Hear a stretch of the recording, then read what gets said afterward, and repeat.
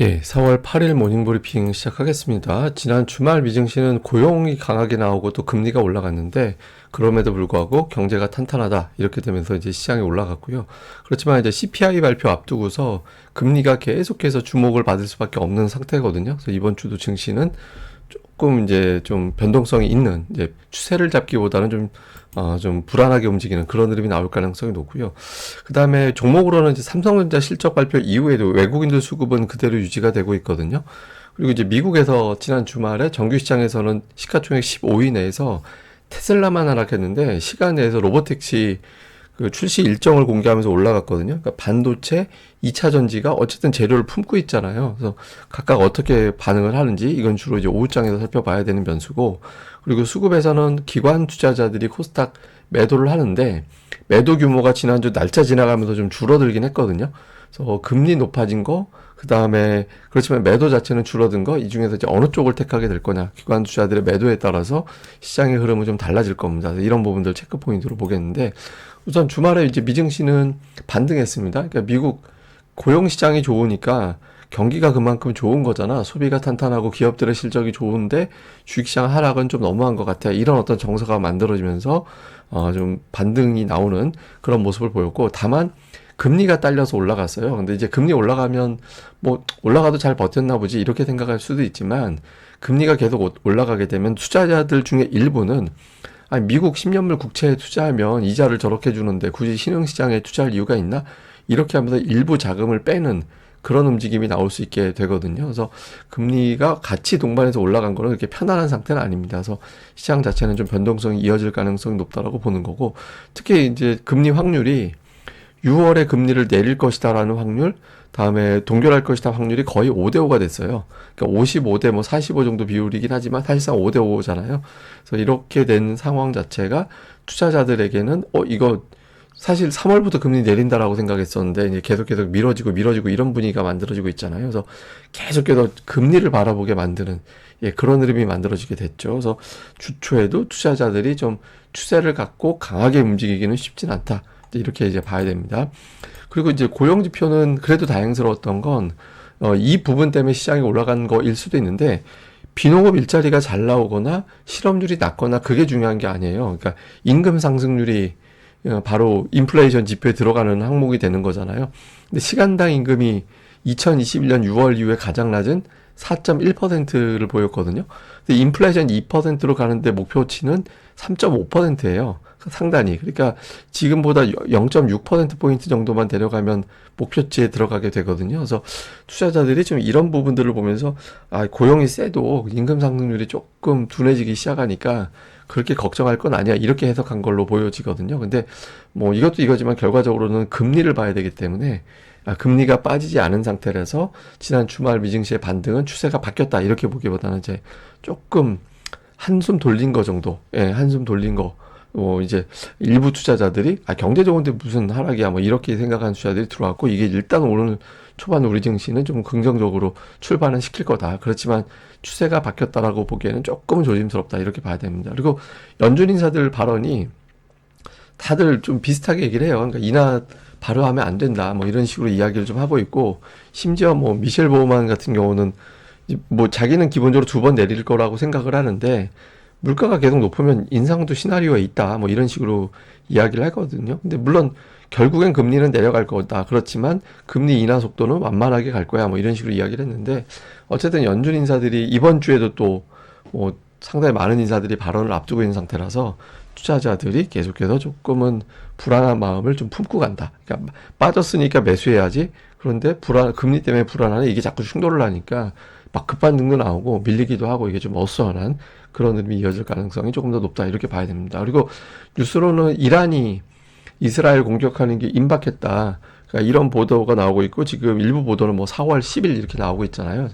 사실은 저거는 제가 이제 뭐 정세 전문가는 아니니까, 근데 뭐 이란이 어떤 카드로서 사용하려는 게 아닌가, 뭐 아무래도 뭐 제재도 받고 있고 하는 거니까 저렇게 이제 막 부풀려 놓고 어떤 제재를 풀는다든가 이런 식으로 협상용으로 쓰는 것 같기도 한데, 근데 어쨌든 눈에 보이는 어떤 뉴스는 되게 자극적이잖아요. 그래서 지금 안 그래도 국제유가 올라가고 있는데, 국제유가 올라가는 상황에서 이제 이게 만약에 90달러 넘어가게 되면 그 다음은 투자들이 바로 100달러 바라보게 되거든요. 그래서 지금 이 즈음에서 이제 좀 눈치 보는 정도의 흐름이 아니라 치고 올라가지면 인플레이션, 뭐 공급망 문제 이런 것들이 좀 자극돼서 좀 흔들릴 가능성이 있죠. 그나마 이제 다행인 게 그 뭐 가스라든가 이런 쪽이 이란이 뭐 저기 생산량이 엄청나게 많거나 또 그런 건 비중이 높거나 그런 건 또 아니라서 아직은 뭐 그렇게까지 엄청나게 인플레이션이 자극될 거다 이렇게 보진 않는데 문제는 이게 발단이 될 수 있다라는 거죠. 근데 우리가 돌이켜 보면 그 이스라엘 하마스 이때도 막 굉장히 긴장도가 높았는데 지금 주식시장 보면은 에너지 주급만 올라갔고 주식시장 자체가 뭐 붕괴가 되거나 이제 그런 건 아니었거든요. 그래서 이것도 뭐 전면전으로 가지는 않을 걸로 보여지고 그렇긴 한데 단기로는 어쨌든 좀 거슬리는 뉴스가 되긴 할 겁니다. 그리고 국제유가 90달러 넘어가게 되면 인플레이션 이슈가 또 강하게 작용할 수 있어서 그러니까 주초에 조금 정체되고 이제 뉴스가 좀 반전, 이란이 어떤 카드를 가지고 협상한 거였고 좀 반전이 나올 만한 뉴스가 되는지 아니면 진짜 전쟁으로 딱 번져가지고 좀 되는지 90달러 기준으로 보면 될 것 같습니다. 그리고 대만 지진 관련해서는 이제 TSMC 생산 설비가 대부분 복구됐다라고 하죠. 근데 이거는 그래서 뭐 우리나라가 어떻게 될 거냐 이것도 중요하지만 보시면 이제 TSMC 주가 자체는 그냥 박스권이에요. 이게 박스권인데 고객들 입장에서 보면 이거 대만이 지진이 저렇게 세게도 나는구나라고 인식을 하게 되고 그렇게 되면 대만에 다 주문을 하기가 쉽지 않겠네. 그러면 뭐 한국이라든가 뭐 마이크론이라든가 하여튼 뭐 등등의 어떤 기업들 다른 기업들의 어떤 주문을 분산시켜 놓는 게 맞지 않나 이렇게 인식을 할 가능성이 있거든요. 그래서 좀 이런 부분들은 아마 국내 반도체 기업들에 대해서는 뭐 완전 복구됐다 하더라도 이제 그런 신뢰도 흔들리고 나면 미세하게 어떤 오차가 생겨도 반도체는 큰일 나니까 그런 것들이 조금 반도체 기업들에 대해서는 좀 우호적으로 작용할 수 있고 만약에 이제 나쁜 쪽으로 몰아가려면 저것 때문에 뭐 공급망 문제 그래서 유가하고 반도체 공급망 문제하고 또 엮어가지고 뭐 이제 또 막 인플레이션으로 막 스토리를 엮어 나갈 수도 있겠죠. 그러니까 이거는 뉴스 보고 이제 보되 일단 우리나라 반도체 기업들에 대해서는 그렇게 나쁜 시나리오는 아닌 걸로 현재까지는 보고 있는 것 같습니다. 그리고 이제 우리나라 이슈는 삼성전자 실적이 지난번에 잘 나왔잖아요. 중요한 건 수급이죠. 실적 발표 이후에 혹시라도 외국인들이 돌아서나 그 날짜를 계기로 팔까라고 좀 생각을 해봤는데 안 팔고 매수 기조 그대로 유지하고 있거든요. 그 연기금 쪽에서도 계속 들어오고 있고 주가 흐름도 5일선 깨면 바로 매수세가 들어와서 버티는 그런 흐름이 나오고 있거든요. 그래서 외국인들의 매수 기조가 계속해서 유지가 된다라면 외국인들은 뭐 사실 삼성의 지분이 워낙 높아서 이거 10%만 주가 올라가 버려도 삼성전자가 1년에 거둘 영업이익보다 외국인들이 벌게 되는 투자 가치가 더 크게 되잖아요. 근데 어쨌든 삼성전자가 현재 정도의 어떤 수준만 버텨내 준다라면 이제 시장이 빠지지 않는다. 그러니까 이게 왜 중요하냐면 삼성전자 주가도 중요하지만 삼성전자가 버티느냐 안 하느냐에 따라서 선물 쪽에서 막 확 매도를 쳐버린다든가 안 한다든가 이런 걸로 또 활용이 될 수 있거든요. 그래서 삼성전자가 버텨줘야 시장을 하락 쪽으로 막 연속적으로 몰아가기 어렵다라고 인식을 하기 때문에 이게 나름은 중요합니다. 그래서 외국인 수급이 일단은 유지가 되고 있고 이번 주에도 주가 등락과 무관하게 저 수급이 버텨지는지 이게 중요하고요.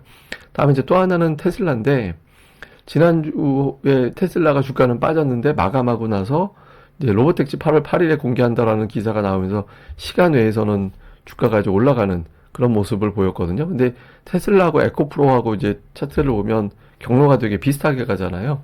예, 2차 전지에 되게 영향을 주셔서 저것 때문에 혹시 전기차 관련해서 새로운 모멘텀이 되지 않을까라는 기대가 나올 수 있거든요. 그래서 오늘 2차 전지, 다음에 자율주행 이런 종목군들의 움직임은 주목을 해보되 다만 제가 이제 여러 번 말씀을 드린 거긴 한데 그 예탁금이 충분하지 않으면 2차 전지 관련주들의 총합의 시가총액의 총합은 너무 커요. 그래서 2차 전지를 여기서 추세적으로 돌리기보다는 그냥 좀 반짝 한 번에 뭐 반등 사이클, 그다음에 종목 내 차별화 이 정도로 갈 가능성이 현재로서는 높다라고 보여지거든요. 근데 어쨌든 코스닥 지수에 영향을 주는 이제 뉴스니까 이게 이제 어떤 형태로 전개가 되는지 그리고 또 이게 수급이 제약 2차 전지 반도체가 동시에 못 가거든요. 그러니까 그 안에 더 시소가 돌기 때문에 이 뉴스가 이제 실제로 코스닥 수급에 업종 수급에 영향을 주는지 그러니까 삼성 반도체 쪽 뉴스가 영향을 주느냐 요 로보택시가 영향을 주느냐 요것도 좀 주목을 해봐야 될 것 같습니다.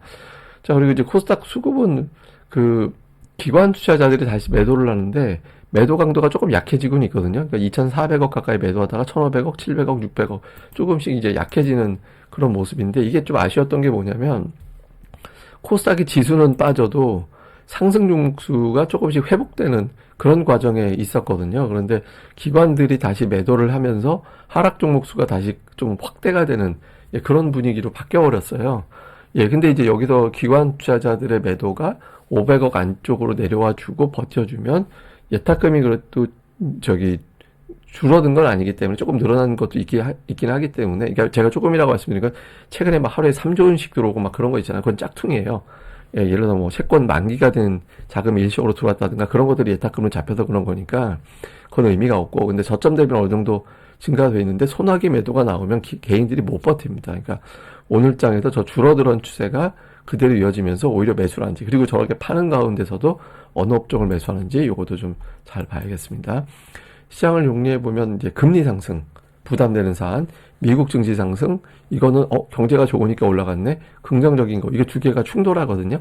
근데 이게 오전에는 어떨지 몰라도 오후에는 이제 어느 쪽으로 반응할지 결정을 할 거예요. 그래서 오후장에서 어느 쪽 뉴스를 보게 되느냐, 요걸 봐야 되는데, 앞서 말씀드렸던 대로 현재 금리 수준에서는 추세적으로 위로 연속으로 올라가기는 쉽진 않습니다. 그러니까 조금 불안정한 상태가 이어질 가능성이 있고, 다음에 수급에서는 삼성전자만 외국인들이 매수하고 있거든요.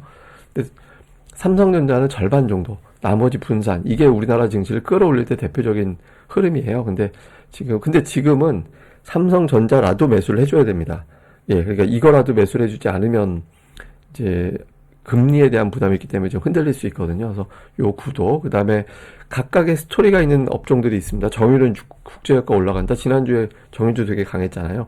금융주는 금리가 높아졌다. 그 다음에 이제 그 금리 높아진 상태에서 금융시장이 불안할 때는 다시 밸류업, 뭐 이렇게 또 관심을 갖게 될 수 있거든요. 그 다음에 전기전자는 삼성전자, LG전자 실적, 뭐 이런, 다음에 최근에 삼성전기도 뭐 또 수급에 변화가 좀 생겼잖아요.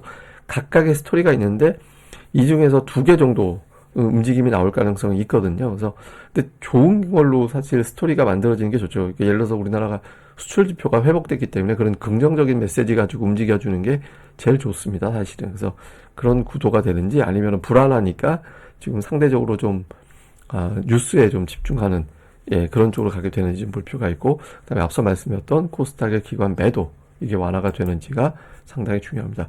사실 이번 달이 글로벌 증시는 4월이 되게 강해요, 원래는. 예, 전 세계 글로벌 증시를 놓고 보면 4월이 좀 강한 달이거든요, 원래는. 이게 이제 1분기까지는 매도 물량도 나오고 이제 뭐 하다가 2분기 되고 하면 올해 실적을 반영하기 시작한 게, 3월까지는 뭐 이전 실적 가지고 뭐 이렇게 움직이고 하는데 4월부터는 새로운 포트, 올해 포트로 완전히 이제 바꿈이 되고 하면서 이제 움직임이 나오게 되거든요. 그래서 원래 4월 증시가 좀 강합니다. 그래서 이번 달 중반 넘어가면 그 중반 이후를 목표로 또 매수 자금이 들어올 가능성이 있어요. 그래서 근데 지금은 이제 뭐 금리 때문에 시장이 한참 시달릴 때니까 지금은 좀 어쩔 수 없다라고 보고, 이런 가운데 이제 말씀드렸던 대로 이제 지금은 지수 측면보다는 종목들의 수급 동향, 여기에 조금 더 집중해 보시는 게 합리적이지 않을까. 해서 종목들의 어떤 수급에 계속해서 변화, 그러니까 뭐 기관들 매수 지속하고, 또는 기관들이 매도하다가 이제 매수를 뒤집힌 종목군들, 이런 것들을 계속 관찰해 나가시는 게 중요할 것 같습니다. 예, 자세한 건 제가 또 다음 방송에서 내용을 정리해 드리겠습니다. 이 방송 구독하기와 좋아요 꼭 부탁드립니다. 감사합니다.